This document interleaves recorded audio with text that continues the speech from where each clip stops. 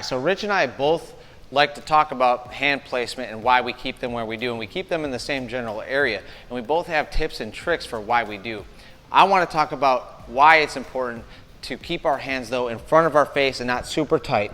There's pros and cons to covering up and shelling up. There's pros and cons to being nice, wide, and loose. But why we like our neutral hand placement, the one we're going to teach you guys as beginners, is it gives us good offense and great defense. Okay, we're not going to get into too much of that today. That'll be in another series. However, by having my hands in this neutral stance, this neutral guard, it allows me to block punches. It creates a barrier between my face and my opponent's offense, but it also allows me to get punches off very quickly once we get to there. So I don't have to reach as far or throw as far or show tells when I am trying to punch.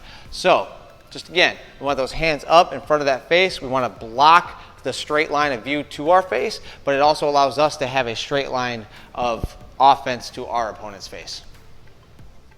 So speaking of efficiency, the thing I like to think about when I'm teaching someone how to hold their hands is if I imagine my guard as a box, the smaller my box, the less likely I'm going to get hit. The bigger my box, the more open I am. So if I want to parry and block, I need to make sure my hands are near my face because that's what they're aiming for.